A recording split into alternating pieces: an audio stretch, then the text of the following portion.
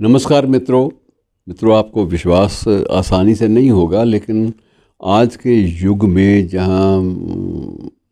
बहुत ज़्यादा प्रपंच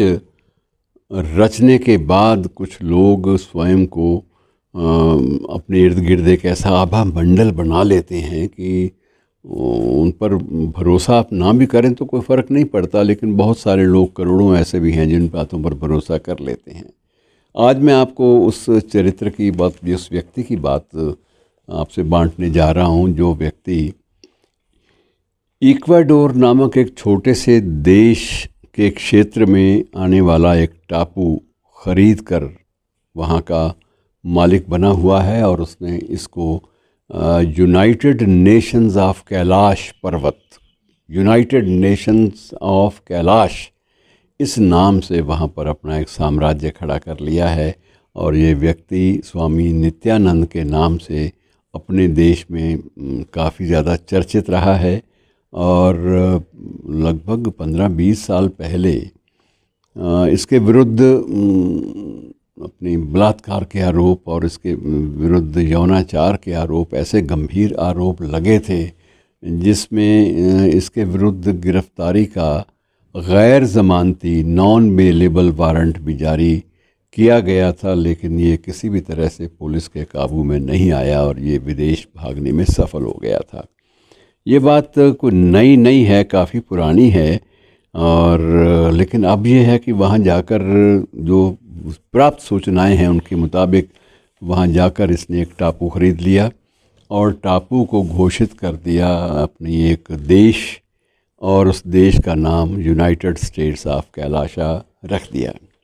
अब ये उसका स्वयंभू स्वामी है, सम्राट है उस द्वीप समूह का, और उसका ताना बाना इतना उसने मित्रों बुन लिया है जैसे ये लोग, ऐसे लोग बुनते हैं अपने आसपास आभा मंडल क्रिएट करने के लिए, कि अब उसके जो प्रतिनिधि हैं जिनमें ज़्यादा गैर भारतीय लोग हैं,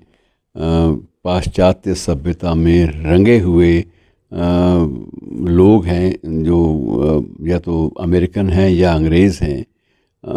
निश्चित रूप से वो गैर भारतीय हैं। उनको इसने अपना प्रतिनिधि बनाया, और वो प्रतिनिधि के नाते इस सरकार के यूनाइटेड स्टेट्स ऑफ कैलाश, इस सरकार के प्रतिनिधि के नाते वो संयुक्त राष्ट्र संघ के बहुत सारे जो परिसंवाद हैं, बहुत सारी गोष्ठियाँ होती हैं, उनमें पार्टिसिपेट करते हैं और स्वयं को उसी रूप में घोषित करते हैं कि यूनाइटेड स्टेट्स ऑफ कैलाशा ये उसके प्रतिनिधि के रूप में यहाँ पर भागीदारी कर रहे हैं। और कुछ लोग ये भी कहते हैं कि उसने इतना अकूत धन स्वामी नित्यानंद ने एकत्र कर लिया था कि उस धन से अपना उसने प्रचार तंत्र भी खड़ा किया, और प्रचार तंत्र के साथ अपना साम्राज्य भी खड़ा किया। और साम्राज्य के बाद अब उसकी जो विशेष रूप से दृष्टि जो टिकी हुई है वो इस बात पे है कि किसी भी ढब अपने देश को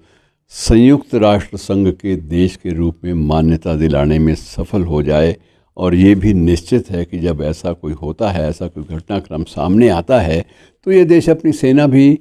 रख लेगा। और कहा तो ये भी जाता है कि अब भी उसके अंगरक्षकों की सेना एक इतनी बड़ी है जिनकी संख्या के बारे में कुछ कहा नहीं जा सकता। लेकिन ये ज़रूर है कि ऐसे किसी भी प्रयास को बिना किसी विदेशी शक्ति के इतना व्यापक स्तर पर समर्थन मिलना या संरक्षण मिलना, ये पॉसिबल नहीं होता। और थोड़ा सा इसके बारे में आपको बता दूं, स्वामी नित्यानंद के बारे में, स्वयं को इसने भगवान घोषित किया हुआ है, स्वयंभू भगवान, और जय जयकार भी होती है। और उसने दक्षिण भारत की ही एक प्रख्यात और चर्चित हीरोइन, चर्चित नायिका के साथ स्वयं अपने बहुत सारे वीडियोस भी प्रसारित किए, और एक ऐसा बकायदा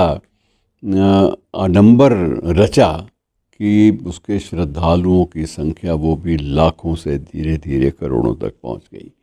अब ये सारा कुछ कैसे हुआ, इसकी ज़्यादा शोध, इसके बारे में करना, ज़्यादा खोजबीन करना, ये हम जैसे सीमित साधनों वाले व्यक्तियों के लिए संभव नहीं है। सरकारें ही कर सकती हैं, लेकिन सरकारें तब करेंगी जब वो किसी भी सरकार के लिए ख़तरा बनेगा। फ़िलहाल तो वो कानून की नज़रों में हमारे देश का एक अपराधी है, जिसके विरुद्ध बाकायदा रेड कॉर्नर नोटिस भी जारी हो चुका है और उसे गैर ज़मानती वारंट के आधार पर गिरफ़्तार करने के आदेश भी जारी हो चुके हैं। अब थोड़ा सा मैं आपको और बता दूं कि मूल रूप से स्वामी नित्यानंद एक युवा मैकेनिकल इंजीनियर था। तो युवा मैकेनिकल इंजीनियर के रूप में इसने अपनी शैक्षणिक योग्यता थी उसका भी प्रभाव जो है वो ज़्यादा छोड़ा और इस बात का भी प्रयास किया कि बहुत सारी जो संगोष्ठियां हैं अंतर्राष्ट्रीय स्तर की वो उसके टापू पर भी हों। उसने सिर्फ यूएनओ के द्वार खटखटाकर अंदर प्रवेश नहीं किया, बल्कि उसने अपने उस तथाकथित साम्राज्य की जो राजधानी है, उसका आकार क्या है किसी को ज़्यादा पता नहीं है, क्योंकि वो राजधानी जो है वहाँ पर उसने अपना आडंबर, अपना छोटा मोटा एक पैलेस, महल और कुछ आधुनिक तम निर्माण के नमूनों से सज्जित कुछ निर्मितियाँ भी की हैं, जो ये बताती हैं कि इस व्यक्ति के पास अकूत संपदा अब भी मौजूद है और वर्तमान परिप्रेक्ष्य में भी, जबकि वो पिछले 2 दशक से भी ज़्यादा समय से फरार है देश से, उसको पूरा महत्व मिल रहा है, उसको मीडिया कवरेज भी मिल रही है और उसको वो चर्चा में निरंतर बना हुआ है पश्चिमी देशों के अंदर। और ये भी निश्चित रूप से आप मान के चलिए कि पश्चिमी देशों के अंदर भी बहुत सारे आपराधिक संगठन भी होते हैं जिन्हें ऐसा व्यक्ति चाहिए,